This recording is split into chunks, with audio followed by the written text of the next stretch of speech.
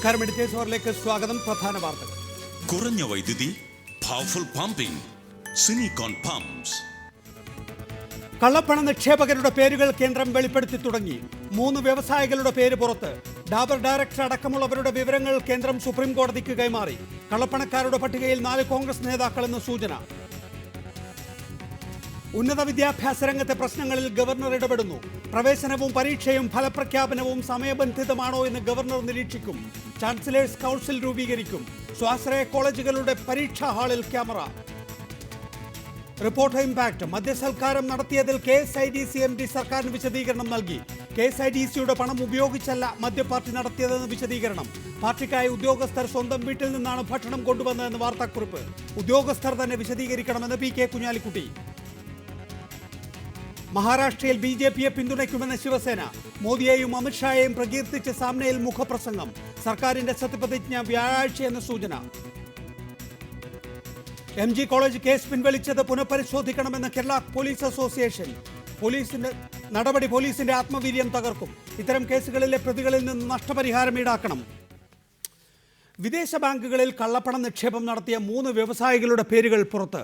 പ്രമുഖ ഔഷധ നിർമ്മാണ കമ്പനിയായ ഡാബർ ഗ്രൂപ്പ് ഡയറക്ടർ പ്രദീപ് ബർമൻ, സ്വർണ്ണ വ്യാപാരി പങ്കജ് ചിമൻലാൽ, ഗോവയിലെ ഖനി വ്യവസായി രാധ എസ് ടിംബ്ലോ എന്നിവരുടെ പേരുകളാണ് ഇന്ന് കേന്ദ്ര സർക്കാർ സുപ്രീം കോടതിയിൽ സമർപ്പിച്ചത്. ഇതിനിടെ മുൻ കേന്ദ്ര സഹമന്ത്രി അടക്കം 4 കോൺഗ്രസ് നേതാക്കളുടെ പേരുകളും പട്ടികയിലുണ്ടെന്ന റിപ്പോർട്ടുകളും പുറത്തുവരുന്നുണ്ട്. വിദേശ രാജ്യങ്ങളുമായി കേന്ദ്ര സർക്കാർ ഒപ്പുവെച്ച ഇരട്ട നികുതി കരാർ ബാധകമല്ലാത്ത 3 പേരുകളാണ് ഇന്ന് സുപ്രീം കോടതിയിൽ വെളിപ്പെടുത്തിയത്. രാജ്യത്തെ പ്രമുഖ ഔഷധ നിർമ്മാണ കമ്പനിയായ ദാബർ ഗ്രൂപ്പിന്റെ ഡയറക്ടർ പ്രദീപ് ബർമൻ ഉൾപ്പെടുന്ന പട്ടിക സത്യവാങ്മൂലത്തിനൊപ്പം കേന്ദ്ര സർക്കാർ കൈമാറുകയായിരുന്നു. പ്രദീപ് ബർമൻ ഡാബർ ഗ്രൂപ്പിന്റെ പേരിലും ഗോവയിലെ ഖനി വ്യവസായിയായ രാധ എസ് ടിംബ്ലോ തന്റെ കമ്പനിയായ ടിംബ്ലോ പ്രൈവറ്റ് ലിമിറ്റഡിന്റെ പേരിലുമാണ് കള്ളപ്പണം നിക്ഷേപിച്ചിരിക്കുന്നത്. പട്ടികയിലെ 3ാം പേരുകാരനായ രാജ്കോട്ടിലെ സ്വർണ്ണ വ്യവസായി പങ്കജ് ചിമൻലാൽ സ്വന്തം പേരിലാണ് വിദേശ ബാങ്കിൽ കള്ളപ്പണം നിക്ഷേപിച്ചിരിക്കുന്നത്. എന്നാൽ ഇവർ നിക്ഷേപിച്ചിരിക്കുന്ന തുക ഉൾപ്പെടെയുള്ള വിവരങ്ങൾ പുറത്തുവിട്ടിട്ടില്ല. ഇതിനിടെ കള്ളപ്പണ നിക്ഷേപകരുടെ പട്ടികയിൽ മുൻ കേന്ദ്ര സഹമന്ത്രിയടക്കം 4 കോൺഗ്രസ് നേതാക്കളുടെ പേരും ഉൾപ്പെടുന്നുവെന്ന സൂചനകളും പുറത്തു വരുന്നുണ്ട്. മൻമോഹൻ സിംഗ് മന്ത്രിസഭയിലെ അംഗമായിരുന്ന കള്ളപ്പണ നിക്ഷേപകരുടെ പട്ടികയിൽ ഉൾപ്പെടുന്ന സഹമന്ത്രി കഴിഞ്ഞ ലോക്സഭാ തെരഞ്ഞെടുപ്പിൽ പരാജയപ്പെട്ടിരുന്നു. കള്ളപ്പണക്കാരുടെ പട്ടിക പുറത്തുവിടാൻ കേന്ദ്ര സർക്കാരിനെ വെല്ലുവിളിച്ച കോൺഗ്രസിന് പാർട്ടിയിലെ ചിലരുടെ പേരും പട്ടികയിലുണ്ടെന്ന മുന്നറിയിപ്പ് കേന്ദ്ര ധനകാര്യമന്ത്രി അരുൺ ജെയ്റ്റ്ലിയും നൽകിയിരുന്നു. റിപ്പോർട്ടർ, ദില്ലി. ഈ വിഷയത്തിൽ നമ്മോടൊപ്പം M Liju, MT Ramesh, MB Rajesh, MD Nalappat എന്നിവരാണ് വിവിധ സ്റ്റുഡിയോകളിൽ. ആദ്യം ശ്രീ MB രാജേഷ്, ഇതൊരു നടപടിക്രമമാണ്. ആ നടപടിക്രമത്തിൻ്റെ ഭാഗമായി നേരത്തെ 18 പേരുകൾ UPA സർക്കാർ പുറത്തുവിടുന്നു.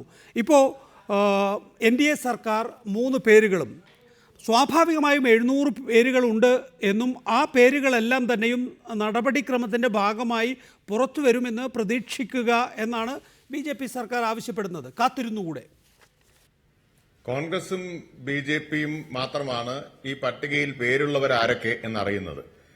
2 കൂട്ടർക്കും നോവുന്ന പേരുകൾ അതിൽ ഉൾപ്പെട്ടിട്ടുണ്ട് എന്ന് നമുക്ക് ഇതിനകം സൂചനകളിൽ നിന്ന് മനസ്സിലാക്കാൻ കഴിയും.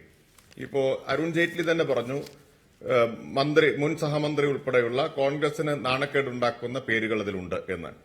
മാധ്യമ വാർത്തകളുടെ സൂചനകളുടെ അടിസ്ഥാനത്തിൽ നോക്കിയാൽ BJPക്കും നരേന്ദ്രമോദിക്കും വ്യക്തിപരമായിട്ട് വളരെ വേണ്ടപ്പെട്ട അടുപ്പമുള്ളവരുടെ പേരുകളും ഉള്ളതായിട്ട് സൂചനകൾ വരുന്നു. നമുക്കാർക്കും അറിയില്ല ആരുടെയൊക്കെ പേരുണ്ടെന്നുള്ളത്. അത് അറിയുന്നത് കോൺഗ്രസിനും BJPക്കും മാത്രമാണ്. കാരണം നേരത്തെ കോൺഗ്രസിന് ഈ പട്ടികയെക്കുറിച്ച് അറിയാം, ഇപ്പൊ BJPക്കും അറിയാം. അപ്പൊ എല്ലാ സാധ്യതയും ഇപ്പോൾ ഈ കോലാഹലമെല്ലാം ഉണ്ടാക്കി കോൺഗ്രസും BJPയും തമ്മിലൊരു മാച്ച് ഫിക്സിംഗ് നടത്തുന്നതിനുള്ള സാധ്യതയാണ് ഇപ്പൊ നമുക്ക് കാണാൻ കഴിയുന്നത്. 3 പേര് പുറത്തു വന്നു എന്നുള്ളത് നല്ല കാര്യം. കടലിൽ കായം കളിക്കുന്നത് പോലെയാണെങ്കിലും ഒടുവിൽ 800-ൽ 3 പേരുടെ വിവരമാണ് പുറത്തു വന്നിട്ടുള്ളത്. എന്നാൽ പ്രധാനപ്പെട്ട പേരുകാർ ഇപ്പൊ പറഞ്ഞു കേൾക്കുന്ന സൂചനകൾ വെച്ചുള്ള വളരെ പ്രമുഖരായിട്ടുള്ള പേരുകാരൊന്നും ഇപ്പൊ പുറത്തു വന്നിട്ടില്ല. അത് 2 കൂട്ടർക്കും വേണ്ടപ്പെട്ടവരായതുകൊണ്ടായിരിക്കും എന്ന് വേണം നമുക്ക് കരുതാൻ.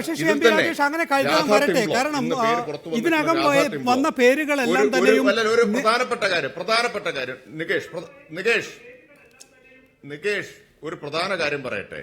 രാധ ടിംബ്ലോ 1,18,00,000 രൂപ BJPക്ക് സംഭാവന കൊടുത്തിട്ടുണ്ട്. 9 തവണയായി BJPക്ക് സംഭാവന കൊടുത്തിട്ടുണ്ട് എന്ന് ADRന്റെ വിവരം ഇപ്പൊ ADR പ്രസിദ്ധീകരിച്ചിട്ടുള്ള വിവരമുണ്ട്. അതുപോലെ തന്നെ 65 ലക്ഷം രൂപ കോൺഗ്രസിനും കൊടുത്തിട്ടുണ്ട് രാധ ടിംബ്ലോ. അപ്പൊ കള്ളപ്പണക്കാരുമായിട്ട് 2 പാർട്ടികൾക്കുള്ള ബന്ധം വളരെ വ്യക്തമാണ് എന്നർത്ഥം. എന്തായാലും രാധാ ടിംബ്ലോ പ്രവർത്തിക്കുന്ന മേഖലയിൽ ഇടതുപക്ഷമില്ല. ഞാൻ ചോദിക്കുന്നത് ശ്രീ എം പി രാജേഷ്, നേരത്തെ ഇൻകം ടാക്സിൻ്റെ നോട്ടീസ് ലഭിച്ച വ്യവസായികളുടെ പേരാണ് ഇതിനകം നമുക്ക് സുപ്രീം കോടതിയിൽ നിന്നും ലഭ്യമായിട്ടുള്ളത്. ഇപ്പോൾ ഇൻകം ടാക്സിൻ്റെ നോട്ടീസ് ലഭിച്ച മന്ത്രിമാർ അല്ലെങ്കിൽ മുൻ മന്ത്രിമാർ പ്രതികരണം അറിയിച്ചു തുടങ്ങിയിട്ടുണ്ട്. കോൺഗ്രസിൻ്റെ പ്രണീത് കൗർ, പാർലമെൻ്ററി പാർട്ടി ഉപനേതാവ് അമരീന്ദർ സിംഗിൻ്റെ ഭാര്യയാണ് അവർ. നേരത്തെ വിദേശകാര്യ സഹമന്ത്രിയായിരുന്നു. 2 മഹാരാഷ്ട്രയിലെ രാഷ്ട്രീയ കുടുംബത്തിലെ പ്രമുഖർ, ഒരു മുൻ ഉത്തർപ്രദേശിലെ മുൻ പാർലമെൻറ്റ് അംഗം, അങ്ങനെ നിരവധി പേരുകൾ പുറത്തു വരുമ്പോൾ സ്വാഭാവികമായും അവരുടെ നടപടിക്രമങ്ങൾ പൂർത്തിയാക്കുക, അതിനുവേണ്ടി നാം കാത്തു നിൽക്കുക എന്ന ആ ഒരു സമയത്തിൻ്റെ മാത്രം വിഷയമേ ഉള്ളൂ. സമയത്തിന്റെ മാത്രം പ്രശ്നമേ ഉള്ളൂ എന്ന് നമുക്ക് അനുമാനിക്കാനാവില്ല. കാരണം 2 കൂട്ടർക്കും വേണ്ടപ്പെട്ടവരുടെ പേരുകൾ ഇതിലുണ്ട്. കോൺഗ്രസ്സുകാരുണ്ടാവും, ഒരുപക്ഷെ ഈ പറഞ്ഞതിനേക്കാൾ കൂടുതൽ ഉണ്ടായിരിക്കാം, അതിൽ അത്ഭുതം എനിക്ക് തോന്നുന്നില്ല. അതിനു മുമ്പ് ഒരു കാര്യം ഞാൻ പറയട്ടെ. നികേഷിന്റെ ഒരു ദുസ്സൂചനയുള്ള ഒരു പ്രയോഗമുണ്ടായി, രാധാ ടിംബ്ലോ പ്രവർത്തിക്കുന്ന മേഖലയിൽ ഇടതുപക്ഷമില്ല എന്ന്. രാധാ ടിംബ്ലോ സംഭാവന കൊടുത്തിട്ടുള്ളത് കോൺഗ്രസിന്റെയും BJPയുടെയും ദേശീയ നേതൃത്വത്തിനാണ് എന്നുകൂടി ഓർമ്മിക്കുക. ഇടതുപക്ഷം ദേശീയ അടിസ്ഥാനത്തിൽ പ്രവർത്തിക്കുന്നുണ്ട്. ഒരു കാര്യം കൂടി നികേഷിന്റെ അറിവിലേക്ക് പറയാം. ഇടതുപക്ഷം മാത്രമാണ് കോർപ്പറേറ്റുകളിൽ നിന്ന് സംഭാവന വാങ്ങാത്തതും വാങ്ങിയ അയച്ചു തന്ന സംഭാവന തിരിച്ചു കൊടുത്തിട്ടുള്ളവരും. അതൊക്കെ പഴയതല്ലേ, പുതിയ കാര്യം അതൊന്നും അല്ലല്ലോ. ഇപ്പോൾ നിങ്ങൾ കോർപ്പറേറ്റുകളുടെ കയ്യിൽ നിന്നും പണം വാങ്ങിയിട്ടുണ്ട്, അതിന്റെ തെളിവുകൾ അവർ പുറത്ത് വിട്ടു തുടങ്ങിയിട്ടില്ലേ? പണ്ട് ടാറ്റയുടെ കയ്യിൽ നിന്ന് 9 ലക്ഷം വാങ്ങിയത് തിരിച്ചു കൊടുത്ത കാര്യമല്ലേ ശ്രീ എം പി രാജേഷ് പറയുന്നത്? അതിനുശേഷം എത്ര വെള്ളം ഒഴുകിപ്പോയി? നിലയിൽ വാങ്ങാറില്ല. ഇപ്പൊ ഇലക്ഷൻ കമ്മീഷന്റെ മുമ്പിൽ കണക്കുണ്ടല്ലോ. 20,000 രൂപയ്ക്ക് മുകളിൽ ഞങ്ങൾ വാങ്ങുന്ന സംഭാവനകൾ മുഴുവൻ പാർട്ടിയുടെ വെബ്സൈറ്റിൽ ഉണ്ടാവാറുണ്ട്, ഇലക്ഷൻ കമ്മീഷന് കൊടുക്കാറുണ്ട്. പക്ഷേ ശ്രീ എം പി രാജേഷ്, ഇന്നത്തെ സാഹചര്യം കുറെ കൂടി അനുയോജ്യമല്ലേ? ഈ സർക്കാർ അധികാരത്തിലേറിയത് നരേന്ദ്രമോദിയുടെ വാഗ്ദാനം ജനങ്ങൾ ആകാംക്ഷാപൂർവ്വം കാത്തു നിൽക്കുകയും ആ വാഗ്ദാനം ഇപ്പോൾ പാലിക്കുകയും ചെയ്യുന്നു എന്ന ഒരു അഭിനന്ദന വാക്ക് താങ്കളിൽ നിന്ന് പ്രതീക്ഷിക്കുന്നുണ്ടാകും BJP. 2 കാര്യങ്ങൾ ഞാൻ ചൂണ്ടിക്കാണിക്കട്ടെ. ഇക്കാര്യത്തിൽ ഇവർക്ക് ആത്മാർത്ഥതയുണ്ടെങ്കിൽ, ഒന്ന്, 2013 കേന്ദ്ര സർക്കാരിന് സമർപ്പിച്ചിട്ടുള്ള കോൺഗ്രസ് ഗവൺമെന്റ് ലോക്സഭയുടെ മേശപ്പുറത്ത് വെക്കുകയോ പുറത്തുവിടുകയോ ചെയ്യാതിരുന്ന ഒരു പ്രധാനപ്പെട്ട റിപ്പോർട്ട് ഇന്ത്യയിലെ ബ്ലാക്ക് എക്കോണമിയെ കുറിച്ചുള്ളതാണ്. ഇന്ത്യയുടെ മൊത്തം സമ്പദ് വ്യവസ്ഥയുടെ 75% വരുന്നതാണ് ബ്ലാക്ക് എക്കോണമി എന്ന് കേന്ദ്ര സർക്കാരിന്റെ ധനകാര്യ മന്ത്രാലയം തന്നെ നടത്തിയിട്ടുള്ള, അതിനുവേണ്ടി NIFP national institute four financial planning നടത്തിയിട്ടുള്ള ഒരു റിപ്പോർട്ട് ഇന്ന് കോൺഫിഡൻഷ്യൽ റിപ്പോർട്ടാണ്. ഫിനാൻസ് മിനിസ്ട്രിയുടെ കയ്യിലുണ്ട്, ലോക്സഭയിൽ വെക്കേണ്ടതാണ്, കഴിഞ്ഞ ഗവൺമെന്റ് വെച്ചില്ല. 6 മാസമായിട്ട് നരേന്ദ്രമോദി സർക്കാരിന് ആ റിപ്പോർട്ട് സഭയിൽ വെക്കുന്നതിനോ പരസ്യപ്പെടുത്തുന്നതിനോ തടസ്സമുണ്ടായിരുന്നില്ല. അതിന് ഇരട്ട നികുതി ഒഴിവാക്കൽ കരാർ ബാധകമല്ല. ഒന്ന്. രണ്ടാമത്തെ കാര്യം, ഇരട്ട നികുതി ഒഴിവാക്കൽ കരാറിന്റെ ന്യായം പറഞ്ഞാണ് കോൺഗ്രസ് ഇത് വെക്കാതിരുന്നത്. ഇപ്പൊ അത് പറഞ്ഞിട്ടാണ് പ്രധാനപ്പെട്ടവരെ എല്ലാം ഷീൽഡ് ചെയ്തുകൊണ്ടിരിക്കുന്നത്, സംരക്ഷിച്ചുകൊണ്ടിരിക്കുന്നത് BJP ഗവൺമെന്റും. ഞങ്ങൾ ഉയർത്തുന്ന ചോദ്യം ഇതാണ്, ഇരട്ട നികുതി ഒഴിവാക്കൽ കരാർ എന്നുള്ളത് ഈ കള്ളപ്പണക്കാരെ സംരക്ഷിക്കാനുള്ളതും കള്ളപ്പണം വെളുപ്പിക്കാനുള്ളതുമായിട്ടുള്ള ഒരു സംവിധാനമാണ് എന്ന്, അതിനുള്ള ഒരു നിയമസംരക്ഷണം കൊടുക്കലാണെന്ന് വ്യക്തമാണ്. അതിന് എത്ര ഉദാഹരണങ്ങളുണ്ട്. ഒരൊറ്റ ഉദാഹരണം ഞാൻ പറയാം. ഞാൻ വളരെ വേഗത്തിൽ മടങ്ങിയെത്താം. Shri M T Ramesh, BJP സംസ്ഥാന ജനറൽ സെക്രട്ടറി, സംസ്ഥാന vice president Shri M T Ramesh, ഇതിലെന്താണ് പുതുമ? ഏപ്രിൽ 29-ന് 18 പേരുകൾ UPA സർക്കാർ പുറത്തുവിട്ടു. നിങ്ങൾ പറഞ്ഞത് എന്താണ്? 100 ദിവസത്തിനുള്ളിൽ 700ഓളം പേരുകൾ ഉണ്ട് എന്നാണല്ലോ കണക്ക്. 700 പേരുകളും പുറത്തുവിടും, എല്ലാ കള്ളപ്പണവും തിരികെ കൊണ്ടുവരും എന്ന്. ഇന്ന് ചെയ്തത് എന്താണ്? 3 പേരുകൾ പുറത്തുവിടുക. അതിൽ തന്നെ അരുൺ ജെയ്റ്റ്ലി വാഗ്ദാനം ചെയ്ത കോൺഗ്രസിനെ എംബറാസ് ചെയ്യിപ്പിക്കുന്ന പേരുകൾ കാണാനുമില്ല. നികേഷേ, കോൺഗ്രസിന് അമ്പരപ്പുണ്ടാക്കുന്ന ചില പേരുകൾ വേണമെന്ന് നികേഷിന്റെ മാധ്യമ പ്രവർത്തകർ താല്പര്യമുണ്ടാവും, BJP-കാരനായി എനിക്കും താല്പര്യമുണ്ടാകും. പക്ഷെ ഗവൺമെന്റിനെ സംബന്ധിച്ചിടത്തോളം ഗവൺമെന്റ് അന്വേഷണം പൂർത്തിയാക്കുന്ന മുറക്ക് മാത്രമേ പേരുകൾ പുറത്തു വരാൻ സാധിക്കുള്ളൂ. ഇന്ന് സുപ്രീം കോടതിയിൽ ഗവൺമെന്റ് വക്കീൽ തന്നെ പറഞ്ഞു, അന്വേഷണം പൂർത്തിയാക്കുന്ന മുറക്ക് പേരുകൾ മുഴുവൻ പുറത്തു വരും. അന്വേഷണം 3 പേരുടെ പേരുകൾ പൂർത്തിയായി. UPA ഗവൺമെന്റ് ഏതെങ്കിലും പേരുകൾ പ്രസിദ്ധീകരിച്ചതായിട്ട് എനിക്കറിയില്ല. നിങ്ങൾക്ക് അറിവുണ്ടോ എന്ന് എനിക്കറിയില്ല. UPA ഗവൺമെന്റ് ഒരു പേരും പ്രസിദ്ധീകരിച്ചിട്ടില്ല. UPA ഗവൺമെന്റ് ആകെ ചെയ്തത് സുപ്രീം കോടതി അത് നിശ്ചിതമായി സർക്കാരിനെ വിമർശിച്ചപ്പോൾ ഒരു കവറിലാക്കി സുപ്രീം കോടതി ഏൽപ്പിച്ചിട്ടുണ്ട്. അതുപോലും ഞങ്ങൾ തരാൻ തയ്യാറല്ല. സീൽഡ് കവറിൽ തരുമോ എന്ന സുപ്രീം കോടതി ചോദ്യത്തിന് ഞങ്ങൾക്ക് അതുപോലും തരാൻ പറ്റില്ല എന്ന് ഗവൺമെന്റ് നിലപാടെടുത്തപ്പോൾ സുപ്രീം കോടതി നഖശികാന്ത് വിമർശിക്കുകയും നിങ്ങൾ തന്നേ മതിയാവൂ എന്ന് പറയുകയും ചെയ്തപ്പോൾ ഒരു കവറിലാക്കി കൊടുത്തു എന്നല്ലാതെ സുപ്രീം കോടതിയുടെ മുമ്പാകെ കൊടുത്തു എന്നല്ലാതെ ഒരു പേരും UPA ഗവൺമെന്റ് പ്രസിദ്ധപ്പെടുത്തിയിട്ടില്ല. ഇപ്പൊ 3 പേര് വന്നല്ലോ. നിങ്ങൾക്ക് കുറച്ച് കാലതാമസം ഉണ്ടാകും, കുറച്ച് സമയം ഉണ്ടാകും. കുറച്ച് ക്ഷമയോടുകൂടി കാത്തിരുന്നാൽ MB രാജേഷും കോൺഗ്രസും ഒക്കെ ഒരു കാര്യം ഉറപ്പിക്കാം, മുഴുവൻ കള്ളപ്പണക്കാരുടെയും പേര് BJP ഗവൺമെന്റ്, നരേന്ദ്രമോദി ഗവൺമെന്റ് പുറത്തു കൊണ്ടുവരിക തന്നെ ചെയ്യും. മൻമോഹൻ സിംഗ് സർക്കാരിന്റെ കാലത്ത് വിദേശകാര്യ സഹമന്ത്രിയായിരുന്ന ഇപ്പോൾ ലോക്സഭയിലെ പാർലമെന്ററി പാർട്ടി ഉപനേതാവായ അമരീന്ദർ സിംഗിന്റെ ഭാര്യ പ്രണീത് കൗർ അടക്കം 4 കോൺഗ്രസ് നേതാക്കൾക്ക് ഇതിനകം തന്നെ ഇൻകം ടാക്സ് നോട്ടീസ് നൽകിക്കഴിഞ്ഞു എന്നും ഇപ്പോൾ ശ്രീ MT രമേശ് പറയുന്നത് ശരിയാണ് എങ്കിൽ നടപടിക്രമങ്ങൾ നേരത്തെ തുടങ്ങിയവരുടെ പേരുകളാണ് ഇപ്പോൾ പുറത്തുവിട്ടിട്ടുള്ളത്. ഇനി വരാൻ പോകുന്ന പേരുകൾ അതിൽ ഇപ്പോൾ അരുൺ ജെയ്റ്റ്ലി പറയുന്നത് കോൺഗ്രസിൻ്റെ വലിയ പേരുകൾ ഉണ്ട് എന്നാണ്.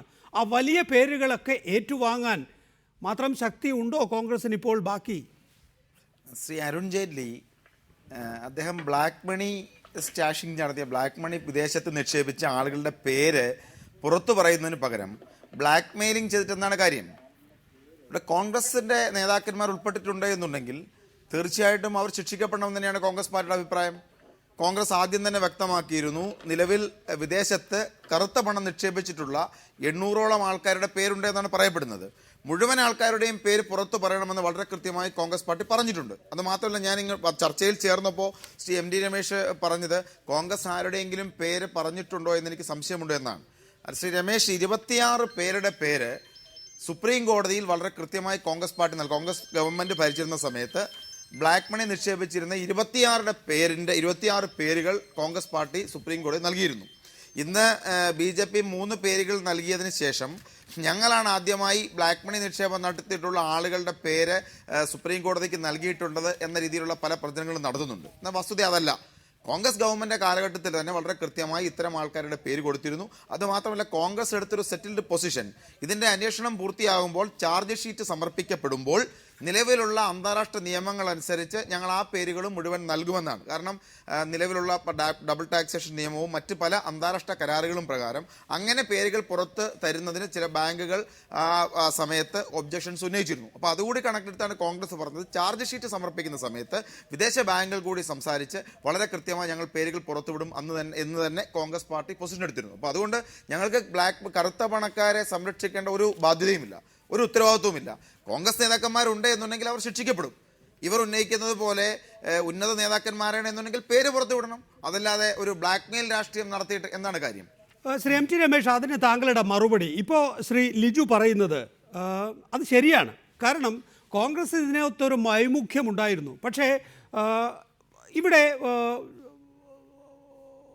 ചില ഇടപെടലുകൾ കൊണ്ട് കോടതിയിൽ അത് വരികയും കോടതിയുടെ നിർദ്ദേശപ്രകാരമാണ് SIT രൂപീകരിക്കുന്നത്. അതും ആദ്യ മന്ത്രിസഭാ യോഗത്തിലായി പോകുന്നത് ആ കാലഘട്ടത്തിൽ അത് വേണം എന്ന് സുപ്രീം കോടതി നിഷ്കർഷിക്കുന്നത് കൊണ്ടാണ്. ഇനി SIBയിൽ ആര് വേണമെന്ന് നിങ്ങൾ നിശ്ചയിച്ചിട്ടൊന്നുമില്ല. SIBയിൽ ഇന്ന ആളുകൾ ഇരിക്കട്ടെ എന്ന് സുപ്രീം കോടതി പറയുകയാണ് ഉണ്ടായിട്ടുള്ളത്. തുടർന്ന് UPA സർക്കാരിൻ്റെ അതേ നയം രൂപീകരിക്കുകയും അതേപോലെ തന്നെ UPA സർക്കാർ എങ്ങനെയാണോ നേരത്തെ 24 പേരുകളാണ് ലിജു പറഞ്ഞതെങ്കിൽ എൻ്റെ കണക്കിൽ അത് വെറും 18 പേരുകളാണ്. 18 പേരുകൾ UPA സർക്കാർ പുറത്തുവിട്ട അതേ മാതൃകയിൽ തന്നെ നിങ്ങളും പേരുകൾ പുറത്തുവിടുകയാണ്. ഇതിലെന്താണ് നിങ്ങൾ മാത്രമായി ചെയ്തിട്ടുള്ള കാര്യം അറിയാൻ വേണ്ടി ചോദിക്കുകയാണ്. നികേഷ്, ഞാനത് പറയുന്നതിന് മുമ്പ് കള്ളപ്പണത്തിന്റെ ഒരു ക്രോണോളജി നമ്മൾ ആദ്യം മനസ്സിലാക്കണം. 2008 ഇത് സംബന്ധിച്ച് അന്താരാഷ്ട്ര തലത്തിൽ വലിയ വാർത്തകൾ വരികയും നമ്മുടെ രാജ്യത്തും ഇത് വലിയ പ്രചരണമാവുകയും കോളിളക്കം ഉണ്ടാവുകയും ചെയ്യുന്നത്. അതിനുശേഷം കള്ളപ്പണക്കാരെ കുറിച്ച് അന്വേഷിക്കണമെന്നും ആ പണം തിരിച്ചു കൊണ്ടുവരണമെന്നും ആവശ്യപ്പെട്ടുകൊണ്ട് പലതരത്തിലുള്ള പ്രക്ഷോഭങ്ങളും കേസുകളും ഒക്കെ ഉണ്ടായിട്ടുണ്ട്. 2011 ഇത് സംബന്ധിച്ച് സുപ്രീം കോടതിയിൽ കേസെത്തുന്നു. സുപ്രീം കോടതിയുടെ കേസിൽ 2011 കേസിൽ കേന്ദ്ര ഗവൺമെന്റ് UPA ഗവൺമെന്റ് സ്വീകരിച്ച സമീപനം എന്തായിരുന്നു എന്ന് ലിജു പറയണം. ആദ്യത്തെ 3 പ്രാവശ്യം സുപ്രീം കോടതി കേസ് വന്നപ്പോൾ 3 പ്രാവശ്യവും കള്ളപ്പണക്കാരുടെ പേര് തിരിച്ചു കൊണ്ടുവരാൻ വേണ്ടി കഴിയില്ല, അന്വേഷിക്കാൻ കഴിയില്ല എന്ന് കൃത്യമായിട്ടുള്ള നിലപാടെടുത്ത ഗവൺമെന്റാണ് UPA ഗവൺമെന്റ്. കള്ളപ്പണക്കാരെ തിരിച്ചു കൊണ്ടുവരണമെന്ന് ആഗ്രഹമുണ്ടായെങ്കിൽ എന്തിനാണ് സുപ്രീം കോടതി തിരിച്ച് നിലപാടെടുത്തത്? പക്ഷേ കേന്ദ്ര ഗവൺമെന്റ് നിലപാടിന് സുപ്രീം കോടതി അംഗീകരിക്കാൻ തയ്യാറായില്ല. സുപ്രീം കോടതി അന്ന് ആ കാലഘട്ടത്തിൽ ഒന്നിനു പുറകെ ഒന്നായിട്ട് UPA ഗവൺമെന്റിനെതിരായി സുപ്രീം കോടതി വിധികൾ വന്നിരുന്നു. ആ വിധിയിൽ പലപ്പോഴും കള്ളപ്പണത്തിന്റെ കാര്യത്തിൽ അത് നിശിതമായി വിമർശിച്ചു. അങ്ങനെ ഒരു വിമർശനത്തിലാണ് ഞാൻ നേരത്തെ ചൂണ്ടിക്കാണിച്ചതുപോലെ കള്ളപ്പണക്കാരുടെ ലിസ്റ്റ് നിങ്ങൾ പബ്ലിഷ് ചെയ്യാൻ തയ്യാറെന്ന് ചോദിച്ചപ്പോൾ അന്ന് UPA ഗവൺമെന്റ് പറഞ്ഞ മറുപടി ഡോക്യുമെന്റ് ആണ്, സുപ്രീം കോടതി ഡോക്യുമെന്റ് ആണ്. UPA ഗവൺമെന്റ് പറഞ്ഞ മറുപടി ഞങ്ങൾക്ക് അങ്ങനെ പബ്ലിഷ് ചെയ്യാൻ വേണ്ടി കഴിയില്ല. അപ്പൊ സുപ്രീം കോടതി ശരി, നിങ്ങളൊരു സീൽഡ് കവറിൽ ഞങ്ങൾക്ക് തരാൻ തയ്യാറുണ്ടോ? അതിനെയും എതിർത്തു. അന്ന് ആ ദിവസം ഹാജരായ സർക്കാർ അഭിഭാഷകൻ അതിനെ എതിർത്തു, സർക്കാർ എതിർത്തു. പക്ഷേ സുപ്രീം കോടതി അത് അനുവദിക്കാൻ പാടില്ല, സുപ്രീം കോടതിക്ക് തന്നേ മതിയാവൂ എന്ന് നിർബന്ധപൂർവ്വം പറഞ്ഞപ്പോഴാണ് ഇവർ പേര് കൊടുക്കാൻ തയ്യാറായത്. പക്ഷെ ഒരാളെ പേരും എനിക്കോ നിങ്ങൾക്കും അറിയില്ല, ലിജുവിന് പോലും അറിയില്ല. ഇത് ആകെ 3 പേരുകൾ ഇപ്പോഴാണ് നമുക്ക് മനസ്സിലായത്. ഒന്ന്. രണ്ടാമത്തെ കാര്യം, ഈ 2013 ഡിസംബർ മാസത്തിലാണ് അന്വേഷണ ഏജൻസിയെ നിശ്ചയിക്കാൻ വേണ്ടി സുപ്രീം കോടതി ഉത്തരവിടുന്നത്. 2013 ഡിസംബർ കഴിഞ്ഞ് ജനുവരി, ഫെബ്രുവരി, മാർച്ച്, ഏപ്രിൽ 4 മാസക്കാലം എന്തേ UPA ഗവൺമെന്റ് അന്വേഷണ കമ്മീഷൻ നിശ്ചയിച്ചില്ല? BJP ഗവൺമെന്റ് വന്നതിന് ശേഷമാണല്ലോ നിശ്ചയിച്ചത്. UPA ഗവൺമെന്റ് എല്ലാം പുറത്തു കൊണ്ടുവരണമെന്നാണ് ആഗ്രഹമെങ്കിൽ അന്വേഷണ കമ്മീഷൻ SIT നിശ്ചയിക്കാമായിരുന്നു, നിശ്ചയിച്ചിട്ടില്ലല്ലോ. അപ്പൊ ഒരു കാര്യവും ചെയ്യാത്ത കഴിഞ്ഞ 10 വർഷക്കാലം കള്ളപ്പണം തിരിച്ചു കൊണ്ടുവരാൻ വേണ്ടി സുപ്രീം കോടതിയുടെ ഇടപെലുണ്ടാകുമ്പോൾ സുപ്രീം കോടതിയുടെ കണ്ണ് വെട്ടിക്കാൻ വേണ്ടിയിട്ടുള്ള നടപടിക്രമത്തിനപ്പുറത്ത് ആത്മാർത്ഥമായ ഒരു നടപടിയും സ്വീകരിക്കാത്ത പാർട്ടി ഇന്ന് 3 പേരുകൾ വന്നല്ലോ. 3000 പേര് വരണമല്ലോ, 300 പേര് വരണം നമുക്ക് ആഗ്രഹമുണ്ട്. പക്ഷേ 3 പേരുകളാണോ 18 പേരുകളാണോ ഏറ്റവും ഉയർന്നത്? 18 പേരുകൾ ഉണ്ടല്ലോ. ആ 18 പേരുകൾ UPA സർക്കാർ പുറത്തുവിടുമ്പോൾ നിങ്ങളുടെ ഭാഗത്ത് നിന്ന് 3 പേരുകൾ മാത്രമാണ്. ആ 18 പേരുകൾ താങ്കൾക്ക് അറിയില്ല എന്ന് എങ്ങനെ പറയാൻ കഴിയും? അതിൻ്റെ ലിസ്റ്റ് ഉണ്ട് എല്ലാവരുടെയും കയ്യിൽ. മാത്രമല്ല, നിങ്ങൾ എന്തിനാണ് ഇങ്ങനെ സെലക്റ്റീവായി ലീക്ക് ചെയ്യുന്നത്? അരുൺ ജെയ്റ്റ്ലി ഇതിനകം തന്നെ വ്യക്തമാക്കി കഴിഞ്ഞിരിക്കുന്നു, എൻ്റെ കയ്യിൽ ചില വലിയ പേരുകളുണ്ട്. ആ വലിയ പേരുകൾ അദ്ദേഹം, നിങ്ങൾ പറയുന്നത് എന്താണ്? ഞങ്ങൾക്ക് അങ്ങനെ പുറത്തുവിടാൻ മടിയൊന്നുമില്ല എന്നാണ്. പിന്നെ എന്തിനാണ് ഈ വലിയ പേരുകൾ ഒക്കെ തിരുക്കി വെച്ചിരിക്കുന്നത്? അത് പുറത്തുവിടുക. വലിയ പേരുകൾ വരണമെങ്കിൽ അതിന്റെ നടപടിക്രമങ്ങൾ പൂർത്തിയാക്കണ്ടേ നികേഷേ? ഒരു ഗവൺമെന്റ്, കാരണം ഈ പേരുകൾ സുപ്രീം കോടതിയിലാണ് കൊടുക്കേണ്ടത്. നമുക്കൊരു ചാനലിൽ നിന്ന് ഡിബേറ്റ് ചെയ്യുമ്പോഴല്ലോ സുപ്രീം കോടതിയിൽ ഗവൺമെന്റ് ഒരു കാര്യം പറയുമ്പോൾ ഗവൺമെന്റ് സുപ്രീം കോടതിയിൽ പേര് കൊടുക്കുമ്പോൾ കൃത്യമായ നടപടിക്രമങ്ങൾ പൂർത്തിയാക്കണം. ഞങ്ങളെ ചാടിക്കയറി ചെയ്തിട്ട് രാഷ്ട്രീയമായി BJP ഇത് പ്രയോജനപ്പെടുത്തി നാളെ കുറ്റം പറയാനല്ലേ? അങ്ങനെ കോൺഗ്രസിന് കുറ്റം പറയാൻ നിന്നുകൊടുക്കാൻ ഞങ്ങൾ തയ്യാറല്ല. നടപടിക്രമങ്ങൾ പൂർത്തിയാക്കി കൃത്യമായിട്ടുള്ള കുറ്റക്കാരനാണെന്ന് ബോധ്യമാകുന്ന പേരുകളാണ് ഞങ്ങൾ സുപ്രീം കോടതി കൊടുക്കുക. അന്വേഷണ ഏജൻസിയുടെ അന്വേഷണത്തിന്റെ ഭാഗമായിട്ടാണ് കൊടുക്കുക. ഞാൻ ചോദിക്കട്ടെ, എന്തിനാ വേവലാതി? 10 വർഷമായിട്ടൊരു കള്ളപ്പണവും വന്നില്ലല്ലോ. ഇപ്പൊ ഓരോന്നോരോന്നേ വരുന്നു. നിങ്ങൾ കാത്തിരിക്കുക, വലിയ നേതാക്കന്മാരും വെളി വരും, എല്ലാവരുടെയും പേരുകൾ വിവരം പറയും. അവസാനത്തെ കള്ളപ്പണക്കാരെയും തിരിച്ചു കൊണ്ടുവരിക തന്നെ ചെയ്യും. ഇവിടെ നേരത്തെ ലിജുവിനോട് താങ്കൾ ആവർത്തിച്ചു ചോദിക്കുന്ന ഒരു ചോദ്യത്തിൽ വസ്തുതാപരമായ പിശകുണ്ട്. ശ്രീ MT രമേശ്, നേരത്തെ 18 പേരുകൾ ചർച്ച ചെയ്യുന്നതിന് വേണ്ടി കോൺഗ്രസ് സർക്കാർ തന്നെ നമ്മുടെ മുന്നിൽ ഇട്ടു തന്നിട്ടുണ്ട്. ഇവിടെ BJP സർക്കാർ കോൺഗ്രസിന് പരിഭ്രമിക്കേണ്ടി വരും, വലിയ കോൺഗ്രസ് നേതാക്കളുടെ പേരുണ്ടാകും എന്ന മുന്നറിയിപ്പോടുകൂടി വെളിപ്പെടുത്തിയിട്ടുള്ള 3 പേരുകളിൽ 2 പേർ അത് നിഷേധിച്ചിരിക്കുകയാണ്. ഒരാൾ പറയുകയാണ് സ്വിറ്റ്സർലൻഡിലോ എനിക്ക് അങ്ങനെ ഒരു അക്കൗണ്ടേ ഇല്ല, ഉണ്ടെങ്കിൽ ഗവൺമെൻറ് അത് മുഴുവൻ എടുത്തുള്ളൂ എന്ന്. അതിൽ ഒരാൾ മാത്രമാണ്, അതായത് നേരത്തെ ഞാൻ പറഞ്ഞ അല്ലെങ്കിൽ നേരത്തെ MB രാജേഷ് ചൂണ്ടിക്കാണിച്ച 8 തവണ BJPക്ക് സംഭാവന നൽകിയിട്ടുണ്ട് എന്ന ടിംബ്ലോ ഗ്രൂപ്പ് മാത്രമാണ് എന്താണ് കേന്ദ്ര സർക്കാർ സുപ്രീം കോടതിയിൽ കൊടുത്തിരിക്കുന്ന സത്യവാങ്മൂലം അത് നോക്കി പ്രതികരിക്കാമെന്ന് അറിയിച്ചിട്ടുള്ളത്. ബാക്കി 2 പേരും അങ്ങനെ ഒരു അക്കൗണ്ട് ഇല്ല എന്ന് തീർത്തു പറഞ്ഞിരിക്കുകയാണ്. അപ്പോൾ ഇതിൽ നേരത്തെ ലിജു വാദിച്ചതിലാണ് കുറെ കൂടി ശരി. കാരണം ലിജു നൽകിയ അല്ലെങ്കിൽ കോൺഗ്രസ് നൽകിയ 18 പേരുകളാണ് നമ്മുടെ മുന്നിൽ വസ്തുതാപരമായി അവർ ഇങ്ങോട്ട് സമ്മതിക്കുന്നത്, രാജ്യത്തോട് സമ്മതിക്കുന്നത് ഞങ്ങൾക്ക് അക്കൗണ്ട് ഉണ്ടെന്ന്. നിങ്ങൾ പറയുന്ന 3 പേരുകളിൽ 2 പേർ ഇല്ലെന്ന് പറയുന്നവരാണ്. ലിജു പറഞ്ഞ 18 പേരുകൾ നിങ്ങളുടെ മുമ്പിലേക്ക് ഇട്ട് തന്നിട്ടുണ്ടോ ദികേഷ്? ആ 18 പേരെ കുറിച്ച് നിങ്ങളെ ചാനൽ എപ്പോഴെങ്കിലും ചർച്ച ചെയ്തിട്ടുണ്ടോ? പിന്നെ ആ 18 പേരുകൾ നിങ്ങൾ പ്രസിദ്ധീകരിച്ചിട്ടുണ്ടോ? ഇവിടെ സുപ്രീം കോടതിയിലാണ് കൊടുത്തത്. സുപ്രീം കോടതിയിൽ പബ്ലിഷ് ചെയ്യില്ല എന്നുള്ള എഗ്രിമെന്റിന്റെ അടിസ്ഥാനത്തിലാണ് നികേഷ് കൊടുത്തത്. അതാണ് എഗ്രിമെന്റ്, പബ്ലിഷ് ചെയ്യില്ല. നിങ്ങൾ പറയുന്ന നടപടിക്രമങ്ങൾ തന്നെയാണ് നേരത്തെ ലിജു ചൂണ്ടിക്കാണിച്ചതല്ലേ? നിങ്ങൾ പറയുന്ന നടപടിക്രമങ്ങൾ തന്നെയാണ് കോൺഗ്രസ് സർക്കാർ നേരത്തെ പാലിച്ചത്. അത് പാലിക്കേണ്ടതുണ്ടോ എന്ന് ഇന്നിപ്പോ സുബ്രഹ്മണ്യൻ സ്വാമി പറയുന്നുണ്ട്. അങ്ങനെ ഒരു നടപടിക്രമവും ഇല്ല, നിയമവിധേയമല്ല. SIT വെക്കാൻ സുപ്രീം കോടതി പറഞ്ഞിട്ട് 5 മാസക്കാലം നീട്ടിക്കൊണ്ടുപോയ ഗവൺമെന്റ് അല്ലേ? അങ്ങനെയൊന്നുമില്ലെന്ന്. SIT സുപ്രീം കോടതി SIT വെക്കണമെന്ന് പറഞ്ഞാൽ അത് സുപ്രീം കോടതി പറഞ്ഞ വെക്കാനുള്ള ഉത്തരവാദിത്തം ഗവൺമെന്റിനുണ്ട്. അതുകൊണ്ടാണല്ലോ നിങ്ങളുടെ സർക്കാർ വന്ന ഉടനെ SIT അതൊക്കെ വെറും ടെക്നിക്കലാണ്. ശ്രീ MT രമേശ്, അത്തരം വാദങ്ങളിലേക്കൊന്നും നമ്മൾ പോകണ്ട. ശ്രീ MP രാജേഷ്, വളരെ സാങ്കേതികത്വം ടെക്നിക്കൽ അല്ല നികേഷേ, വെക്കാൻ ഇവർക്ക് SIT വെക്കാതിരിക്കാൻ വേണ്ടി കഴിവിന്റെ പരമാവധി ശ്രമിച്ചു അവർ സുപ്രീം കോടതിയിൽ കള്ളപ്പണവുമായി ബന്ധപ്പെട്ട് ഒരു അന്വേഷണം ഉണ്ടാകാതിരിക്കാൻ വേണ്ടി പരമാവധി ശ്രമിച്ചു. എന്റെ നികേഷെ, നമ്മളൊന്നും മറന്നുപോയിട്ടില്ല. ഒരു വർഷം മുമ്പത്തെ സുപ്രീം കോടതിയിലെ കേസ് ഒന്ന് പരിശോധിച്ചാൽ മതി. ഗവൺമെന്റ് ഓരോ കേസിലും സ്വീകരിച്ച നിലപാടെന്തായിരുന്നു, സുപ്രീം കോടതി പറഞ്ഞ കമന്റ് എന്തായിരുന്നു, എത്ര രൂക്ഷമായിട്ടാണ് ഈ ഗവൺമെന്റ് സുപ്രീം കോടതി വിമർശിച്ചതെന്ന് പഴയ രേഖകളൊന്ന് പരിശോധിച്ചാൽ മതി. ഒരുപാട് കാലം ഇവിടെ ലിജു ആയാലും MT രമേശ് ആയാലും അതിഭയങ്കരമായി സാങ്കേതികത്വം ഈ വിഷയത്തിലുണ്ട് എന്ന് പറയുകയാണ്. സുബ്രഹ്മണ്യൻ സ്വാമി ആയിക്കൊള്ളട്ടെ, BJPയുടെ ഒപ്പം നടക്കുന്ന രാം ജെഠ്മലാനി ആകട്ടെ, ഇവരൊക്കെയാണല്ലോ ഈ വിഷയത്തിൽ സുപ്രീം കോടതി വരെ പോവുകയും ഈ തരത്തിൽ നടപടിക്രമങ്ങൾ, അതിൻ്റെ രാഷ്ട്രീയ ലാഭക്കൊയ്ത്ത് BJP ഒരു പക്ഷത്ത് നടത്തിയിട്ടുണ്ടാകാം, രാഷ്ട്രീയ നഷ്ടം കോൺഗ്രസിന് ഉണ്ടായിട്ടുണ്ടാകാം.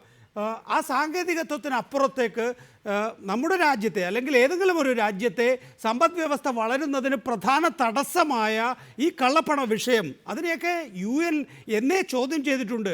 നമ്മുടെ UN ചാർട്ടറിൽ പോലും അതിനെതിരായ നിയമങ്ങളുണ്ട്. അതിലൊക്കെ തന്നെയും ഇന്ത്യ ഭാഗഭാക്കാണ് എന്നിരിക്കെ ഈ സാങ്കേതികത്വം സുബ്രഹ്മണ്യം സ്വാമി ചൂണ്ടിക്കാണിക്കുന്നത് പോലെ ഇവർക്ക് പിടിച്ചു നിൽക്കാനുള്ള, അങ്ങോട്ടും ഇങ്ങോട്ടും സഹായിക്കാനുള്ള ഉപാധികൾ മാത്രമല്ലേ?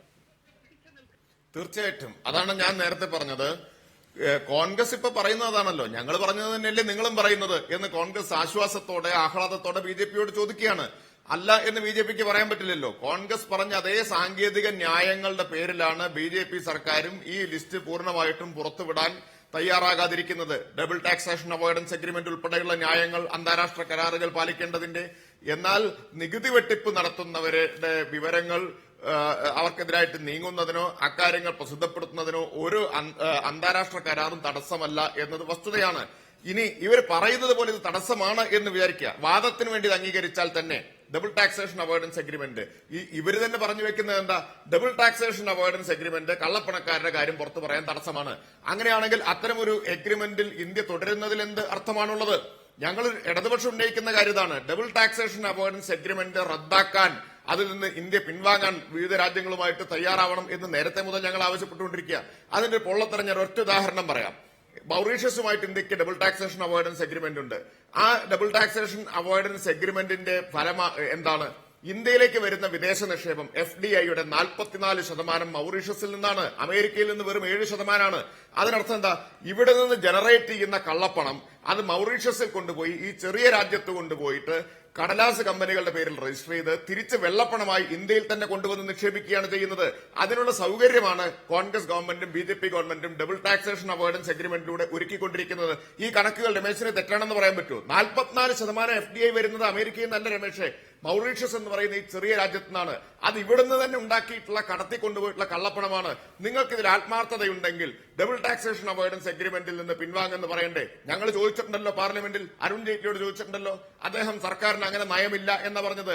ഡബിൾ ടാക്സേഷൻ അവോയ്ഡൻസ് അഗ്രിമെന്റ് തുടരണമെന്ന കാര്യത്തിൽ കോൺഗ്രസിനും BJPക്കും ഒരേ നിലപാടാണുള്ളത്. ഒരേ നിലപാടാണ് അക്കാര്യത്തിൽ അവർക്കുള്ളത്. കള്ളപ്പണം ഇപ്പോഴും ജനറേറ്റ് ചെയ്യപ്പെട്ടുകൊണ്ടിരിക്കുന്നുണ്ടല്ലോ. ആ ജനറേറ്റ് ചെയ്യപ്പെടുന്നതിനെ കുറിച്ച് ഇപ്പൊ ചർച്ചയില്ല. ആകെ 800 പേരിനെ കുറിച്ച് മാത്രമാണ് ഇപ്പൊ ചർച്ച ചെയ്തുകൊണ്ടിരിക്കുന്നത്. മറ്റൊരു കാര്യം, ഞാൻ നേരത്തെ രമേശ് ആ സമയത്ത് ചർച്ചയിൽ വന്നിട്ടില്ലെന്ന് തോന്നുന്നു. 2013 ധനകാര്യ മന്ത്രാലയത്തിന് സമർപ്പിച്ചിട്ടുള്ള റിപ്പോർട്ട്, വളരെ കോൺഫിഡൻഷ്യൽ ആയിട്ടുള്ള report, national institute of financial planning നടത്തിയിട്ടുള്ള ഒരു പഠനത്തിന്റെ റിപ്പോർട്ട്, UPA ഗവൺമെന്റ് ലോക്സഭയുടെ മേശപ്പുറത്ത് വെക്കാതെ മറച്ചുപിടിച്ച റിപ്പോർട്ട് 6 മാസം കഴിഞ്ഞിരിക്കുന്നു. അത് തടസ്സപ്പെടുത്താൻ അത് സഭയുടെ മുമ്പാകെ വെക്കാൻ, പബ്ലിക് ഡൊമൈനിൽ വെക്കാൻ ഒരു നിയമ തടസ്സവും ഇല്ലല്ലോ. അത് ഇന്ത്യ ഗവൺമെന്റിന്റെ ഒരു ഏജൻസി നടത്തിയിട്ടുള്ള കോൺഫിഡൻഷ്യൽ റിപ്പോർട്ടാണ്. വളരെ വളരെ ഗൗരവമായിട്ടുള്ള കണ്ടെത്തലുകളുടെ റിപ്പോർട്ടാണ്. എന്തുകൊണ്ട് ജനങ്ങളുടെ മുമ്പിൽ വെക്കാത്തത്? അപ്പൊ കള്ളപ്പണം നിങ്ങളുടെ വിഷയമേ അല്ല. കാരണം നിങ്ങൾ രണ്ട് കൂട്ടരെയും നിയന്ത്രിക്കുന്നത് കള്ളപ്പണക്കാരായിട്ടുള്ള ആളുകളാ. ഇപ്പോ ഞങ്ങള് സംഭാവന തന്ന ഒരാളുടെ പേര് പുറത്തുവിട്ടില്ലേ, മഹാകാര്യമല്ലേ എന്നാണ് രമേശ് ചോദിക്കുന്നത്. 1,18,00,000 രൂപ സംഭാവന ചെയ്ത ഒരാളുടെ പേര് പുറത്തുവിട്ടില്ലേ എന്നാണ്. ഗൗതം അദാനിയെ പോലുള്ള ആളുകളുടെ കയ്യിൽ നിന്ന് കിട്ടിയ സംഭാവനയുമായിട്ട് താരതമ്യപ്പെടുത്തുമ്പോൾ ഇത് 10,000-ൽ ഒരു അംശം മാത്രമായിരിക്കും. ഒരുപക്ഷെ അതാണോ അതിന്റെ കാരണം പറഞ്ഞുകൂടാ. BJPക്ക് വേണമെങ്കിൽ ബലിയാടാക്കാവുന്ന ഒരു കള്ളപ്പണക്കാരൻ എന്ന നിലയിലായിരിക്കും ആ പേര് പുറത്തുവിട്ടിട്ടുണ്ടാവുക. ഇവിടെ ഇവരിരുകൂട്ടരും കള്ളപ്പണക്കാരാൽ അതിന് പൊതുവായി മറുപടി പറയുന്നതിനൊപ്പം തന്നെ നിങ്ങൾ തെരഞ്ഞെടുപ്പ് പ്രചാരണത്തിന് പൂർണ്ണമായും ഉപയോഗിച്ചത് ഈ കള്ളപ്പണമാണല്ലോ. ബാബ രാംദേവ് ആയിക്കൊള്ളട്ടെ, രാം ജെഠ്മലാനി കോടതിയിലായിക്കൊള്ളട്ടെ, സുബ്രഹ്മണ്യം സ്വാമി മറ്റു വേദികളിലായിക്കൊള്ളട്ടെ, ഈ കള്ളപ്പണം നേരത്തെ കൊണ്ടുവന്നാലോ 2 ലക്ഷം രൂപ ഓരോ ഇന്ത്യക്കാരൻ്റെയും ബാങ്ക് അക്കൗണ്ടിൽ ഉണ്ടാകുമെന്ന പ്രചാരണം നടത്തി.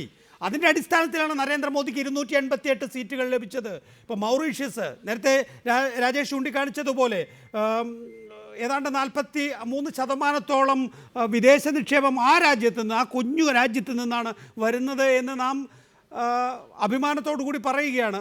അമേരിക്ക പോലുള്ള രാജ്യങ്ങളിൽ നിന്ന് 7-8% മാത്രമുള്ളപ്പോൾ. അപ്പോൾ എല്ലാം കള്ളപ്പണമാണ് എന്ന് നിങ്ങൾക്കറിയാം. അത് തച്ചുടയ്ക്കാൻ എന്ത് ചെയ്യാൻ കഴിയും? ഈ ലിക്റ്റൻസ്റ്റൈൻ എന്ന രാജ്യവുമായി നമ്മളൊരു കരാറുണ്ടാക്കുന്നു, അവരുമായി ബന്ധപ്പെട്ട് കുറച്ച് പേരുകൾ ഇവിടെ എത്തിക്കുന്നു, അതിൽ കൂടി ഒരു മുഖം മൂടിയിട്ട് അല്ലെങ്കിൽ പുറം മോടിയിലൂടെ നമുക്ക് യഥാർത്ഥ വിഷയത്തിലേക്ക് കടക്കാൻ കഴിയുന്നില്ല ഈ സാങ്കേതികത്വം മൂലം, അല്ലെങ്കിൽ ഈ സാങ്കേതികത്വം പറഞ്ഞു എന്ന വിഷയം രമേശിന് ബോധ്യമാകുന്നില്ലേ?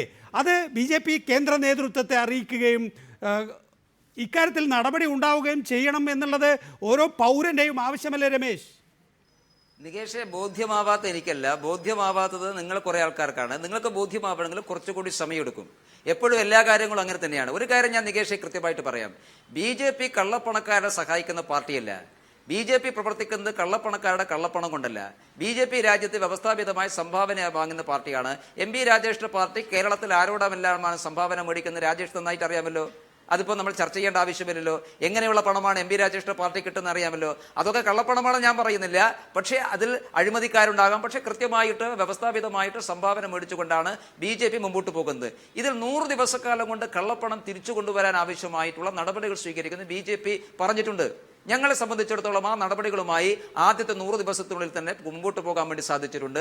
പ്രാഥമികമായ ചില പട്ടികകൾ പ്രസിദ്ധീകരിക്കാൻ വേണ്ടി സാധിച്ചിട്ടുണ്ട്. ഇനിയും വരാൻ വേണ്ടി പോകുന്നു. നിങ്ങൾക്കൊരു സംശയം വേണ്ട നികേഷേ, അവസാനത്തെ കള്ളപ്പണക്കാരുടെയും പേരുകൾ തിരിച്ചു കൊണ്ടുവരിക തന്നെ ചെയ്യും.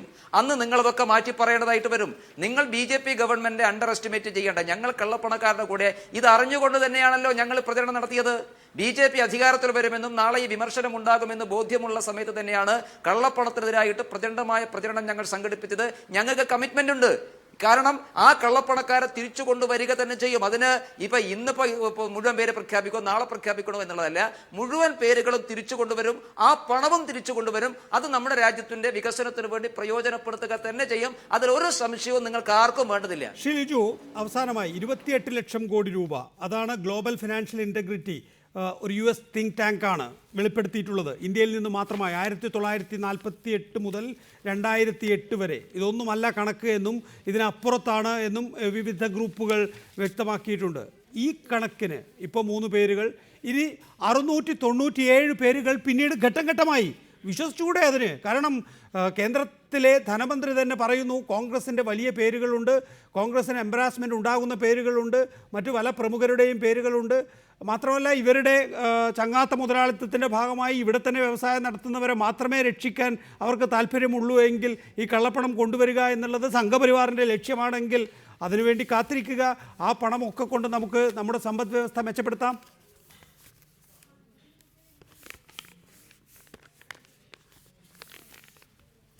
നികേഷ്, ഒന്ന് ഈ MD രമേശ് മറുപടി പറയേണ്ട ഒരു കാര്യമുണ്ട്. എങ്ങനെയാണ് ഇന്ത്യക്ക് ഇന്ന് ഈ പേരുകൾ ലഭിക്കുന്നത്? ഈ പേരുകൾ ലഭിക്കുന്നതിന് കാരണം 2011 കോൺഗ്രസ് സർക്കാർ 13 രാജ്യങ്ങളുമായി ഒപ്പിട്ടിരിക്കുന്ന ടാക്സ് ഇൻഫർമേഷൻ എക്സ്ചേഞ്ച് എഗ്രിമെന്റും 2010 നിലവിൽ നേരത്തെ ഡബിൾ ടാക്സേഷൻ അവോയ്ഡൻസ് ആക്ടിൽ വരുത്തിയ ഭേദഗതിയും കാരണമാണ്. ഇവിടെ ശ്രീ MD രമേശ് പറഞ്ഞു സുപ്രീം കോടതി കോൺഗ്രസിനെ വിമർശിച്ചു എന്ന്. അതൊക്കെ പഴയ കഥ ശ്രീ രമേശ്. അതിനുശേഷം അതിൻ്റെ പേര് ഇന്റർലോക്കേറ്ററി IA ഫയൽ ചെയ്യപ്പെട്ടു. ആ ഫയൽ ചെയ്യപ്പെട്ട IAയിൽ സുപ്രീം കോടതി ജഡ്ജിമാർ തന്നെ വിയോജിപ്പ് രേഖപ്പെടുത്തി. അപ്പോൾ കോൺഗ്രസ് ഫയൽ ചെയ്ത ഈ എഗ്രിമെന്റുകൾ കാരണമാണ് ഇന്ന് ഈ പേരുകൾ പോലും ലഭിക്കുന്നത്. ഞങ്ങൾ നേരത്തെ പേരുകൾ കൊടുത്തു കഴിഞ്ഞു. പിന്നെ ശ്രീ MB രാജേഷ് പറഞ്ഞൊരു കാര്യത്തിൽ എനിക്കൊരു ചെറിയ വിയോജിപ്പുണ്ട്. അതായത് ഡബിൾ ടാക്സേഷൻ എഗ്രിമെന്റ് എന്നത് കള്ളപ്പണക്കാരെ സംരക്ഷിക്കാൻ വേണ്ടി മാത്രമുള്ള എഗ്രിമെന്റ് അല്ല. അത് മനസ്സിലാക്കണം. കാരണം അത് അദ്ദേഹത്തിന് അറിയാമെന്ന് എനിക്കറിയാം. കാരണം ചിലപ്പോൾ ഈ സന്ദർഭത്തിൽ പ്രയോജനപ്പെടുന്നതായിരിക്കാം. ഇന്ത്യയിൽ വിദേശ നിക്ഷേപം വർദ്ധിപ്പിക്കുന്നതിന് വേണ്ടി ഇപ്പൊ വിദേശത്തൊരു ഇന്ത്യക്കാരൻ അവിടെ സമ്പാദിക്കുന്ന ഒരു പണം അയാൾ അവിടെയും ടാക്സ് കൊടുക്കണം, ഇന്ത്യയിലും ടാക്സ് കൊടുക്കണം എന്ന് പറഞ്ഞാൽ ഇവിടെ കൊണ്ട് നിക്ഷേപിക്കുമോ? അപ്പോൾ സ്വാഭാവികമായും 91 സാമ്പത്തിക പരിഷ്കാരങ്ങളുടെ കാലഘട്ടത്തിൽ ഈ രാജ്യത്തേക്ക് കൂടുതൽ വിദേശ ഫണ്ടിങ് അല്ലെങ്കിൽ വിദേശ നിക്ഷേപം ഉണ്ടാകാൻ വേണ്ടി ഇന്ത്യക്കാർക്ക് തന്നെ ഇന്ത്യയിൽ നിക്ഷേപിക്കുവാൻ മറ്റ് രാജ്യത്തുനിന്ന് ഉൽപ്പാദിപ്പിക്കപ്പെടുന്ന പണത്തിന് അവിടെയും ടാക്സ് കൊടുക്കണം ഇവിടെയും ടാക്സ് കൊടുക്കണം എന്ന സാഹചര്യം ഒഴിവാക്കുവാൻ അത്തരമൊരു സാഹചര്യത്തിലാണ് ഡബിൾ ടാക്സേഷൻ എഗ്രിമെന്റ് കൊണ്ടുവന്നത്. പിന്നെ 2010 അതിൽ ഈ കള്ളപ്പണക്കാരെ സംരക്ഷിക്കുന്ന തരത്തിലുള്ള ക്ലോസുകൾ വ്യക്തമായ നിയമ ഭേദഗതി വരുത്തി കോൺഗ്രസ് സർക്കാർ അതിന് മാറ്റമുണ്ടാക്കുകയും ചെയ്തു. ആ എഗ്രിമെന്റ് കാരണവും നേരത്തെ ഞാൻ പറഞ്ഞ TIE എഗ്രിമെന്റും കാരണവുമാണ് ഇന്ന് സർക്കാരുകൾക്ക് പേരുകൾ കിട്ടാൻ സാധിക്കുന്നത്.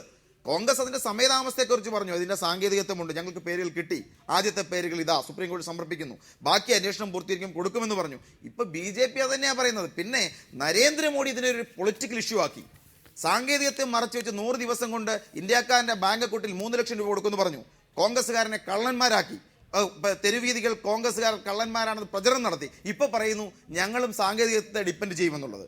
ഇവിടെയാണ് ഈ രാഷ്ട്രീയ പ്രചരണത്തിന്റെ പൊള്ളത്തനം വ്യക്തമാക്കേണ്ടത്. ഞങ്ങൾ വെല്ലുവിളിക്കുന്നു, നിങ്ങൾ മുഴുവൻ പേരും പറയണം. മുഴുവൻ പേര് പറഞ്ഞു കഴിയുമ്പോൾ ഇന്ത്യയിലെ ജനങ്ങൾ ചോദിക്കും, ഇവരെക്കുറിച്ചൊന്നും അല്ലല്ലോ നിങ്ങൾ പ്രചരണം നടത്തിയത്, ഇവരെക്കുറിച്ചൊന്നും അല്ലല്ലോ നിങ്ങൾ കള്ളപ്പണക്കാരെന്ന് പറഞ്ഞുകൊണ്ടിരുന്നത് എന്നുള്ള കാര്യം വ്യക്തമാകും. ശ്രീ MT രമേശ്, അതിലൊരു ലിജുവിൻ്റെ വാക്കുകളിൽ കോൺഗ്രസ് അധ്യക്ഷ അടക്കമുള്ളവരുടെ പേരുകൾ ഉന്നം വെച്ചുകൊണ്ടാണ് നിങ്ങൾ പ്രചരണം നടത്തിയത് എന്നതിൻ്റെ സൂചനയുണ്ട്.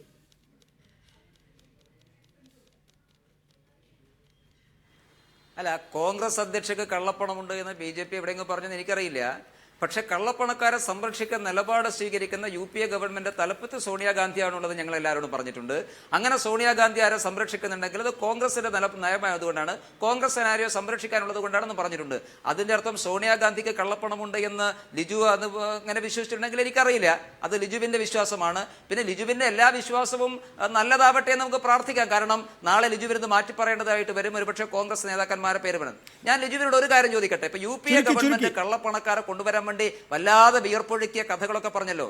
ഹസൻ അലി ഖാന്റെ കേസിൽ എന്തിനാ സുപ്രീം കോടതിയിൽ ഈ ഗവൺമെന്റ് സത്യവാങ്മൂലം കൊടുത്തത്? ഹസൻ അലി ഖാന് കള്ളപ്പണമില്ലാന്ന്. ആരെ സംരക്ഷിക്കാനാ? നിങ്ങളുടെ ഗവൺമെന്റ് അല്ലേ സത്യവാങ്മൂലം കൊടുത്തത്?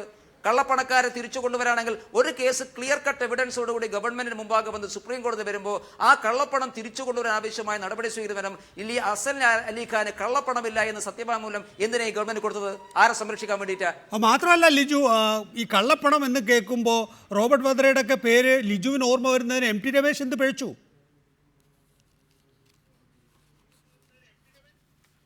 അല്ല ശ്രീ നികേഷ്, ഇവരൊക്കെ അല്ലേ BJP അല്ലേ പ്രചരണം നടത്തിയത്? BJP പറഞ്ഞു കോൺഗ്രസിന്റെ ഉന്നത നേതൃത്വവുമായി ബന്ധമുള്ള കുടുംബാംഗങ്ങൾ, ഇവരുടെ പേരിലൊക്കെ കള്ളപ്പണ നിക്ഷേപമുണ്ട് എന്ന് രാഷ്ട്രീയ വേദികളിൽ പരസ്യമായി പ്രസംഗിച്ചത് ഇവരല്ലേ? ഇപ്പൊ സ്വാഭാവികമായി ഈ പേരുകൾ പുറത്തു വരുമ്പോൾ, ഇവരുടെ ആരുടെയും പേരുകൾ ഇല്ലാതെ വരുമ്പോൾ ഇതിന്റെ രാഷ്ട്രീയ പ്രചരണത്തെക്കുറിച്ച് പറയുവാനുള്ള അധികാരം എനിക്കില്ലേ? സ്വാഭാവികമായി ഞാനതാണ് പറഞ്ഞത്. പിന്നെ MT രമേശ് പറഞ്ഞൊരു കാര്യം, ഹസൻ അലി ഖാനെതിരെ കേസെടുത്തത് ആരാണ്? MT രമേശ് കേസെടുത്തത് UPA സർക്കാർ. അത് അയാൾ $368 ബില്യൺ പുറത്ത് നിക്ഷേപിച്ചു എന്ന് പറഞ്ഞുകൊണ്ട് അതിനെതിരെ കേസെടുത്ത് UPA സർക്കാർ, ജയിലടച്ച് UPA സർക്കാർ. പിന്നെ സ്വിസ് ബാങ്ക് കൊടുത്ത മറുപടിയാണ്. സ്വിസ് ബാങ്ക്, UBS ബാങ്ക് അവര് കൊടുത്ത മറുപടിയാണ്. അവര് പറഞ്ഞു ഹസൻ അലി ഖാന്റെ പേരിൽ അലിഗേഷൻ നടത്തിയ പോലെ ഇവിടെ ഞങ്ങളുടെ ബാങ്കിൽ അക്കൗണ്ട് ഇല്ല എന്ന് അവര് പറഞ്ഞ കാര്യമാണ് സുപ്രീം കോടതിയിൽ ഇൻകം ടാക്സ് ഡിപ്പാർട്ട്മെന്റ് മുമ്പാകെ പറഞ്ഞത്. അല്ലാതെ UPA സർക്കാരിന്റെ അഭിപ്രായമല്ല. UPA സർക്കാർ ചെയ്തത് അയാളുടെ $8 ബില്യൺ നിക്ഷേപത്തിന്റെ വിവരങ്ങൾ എൻഫോഴ്സ്മെന്റ് ഡിപ്പാർട്ട്മെന്റും ഇൻകം ടാക്സ് ഡിപ്പാർട്ട്മെന്റും കണ്ടുപിടിച്ച് സുപ്രീം കോടതി കൊടുത്തു. അങ്ങനെയാണ് താങ്കൾ അതിന്റെ കൃത്യമായി അതിലേക്ക് ഒന്നുകൂടി നോക്കണമെന്ന് ഞാൻ അഭ്യർത്ഥിക്കുകയാണ്. അങ്ങനെ താങ്കൾ അതുകൂടെ നോക്കണം, ഒന്ന് വായിച്ചു നോക്കണം. സുപ്രീം കോടതി സ്വിസ് ബാങ്ക് കൊടുത്ത വിവരമാണ്, അല്ലാതെ UPA സർക്കാർ കൊടുത്ത വിവരമല്ല. അവസാനമായി MB Rajesh 1 minute. Solicitor general ലിജുവിനോടും അതുപോലെ രമേശിനോടും ഒറ്റ കാര്യം പറയട്ടെ. ഇപ്പോഴും കള്ളപ്പണത്തിന്റെ പേരിൽ ഇങ്ങനെ തർക്കിക്കുമ്പോഴും നികുതി വെട്ടിപ്പിന് കൂട്ടുനിൽക്കുന്നവരാണ് ഇവർക്ക് കള്ളപ്പണത്തിന്റെ കാര്യത്തിൽ യാതൊരു ആത്മാർത്ഥതയുമില്ല. ജനറൽ ആന്റി അവോയ്ഡൻസ് റൂൾസ്, നികുതി വെട്ടിപ്പ് തടയാനുള്ള ചട്ടം നടപ്പാക്കേണ്ടെന്ന് UPA സർക്കാരിനെ പോലെ തന്നെ ഈ NDA ഗവൺമെന്റ് തീരുമാനിച്ചതാണ്. വോഡാഫോൺ കേസിൽ മുൻകാല പ്രാബല്യത്തോടെ നികുതി ചുമത്തണ്ട എന്ന് കഴിഞ്ഞ UPA സർക്കാരിനെ പോലെ തന്നെ ഈ BJP ഗവൺമെന്റ് തീരുമാനിച്ചതാണ്. ഇങ്ങനെയൊക്കെയാണ് കള്ളപ്പണം ഉണ്ടാവുന്നത്. ലിജു, രമേശേ, അവസാനിപ്പിക്കുന്നു. വളരെ നന്ദി ശ്രീ MT രമേശ്, ലിജു, MB രാജേഷ് ഈ വിഷയത്തിൽ ഇടപെട്ടതിന്, 8 അവറിൽ പങ്കെടുത്തതിന്.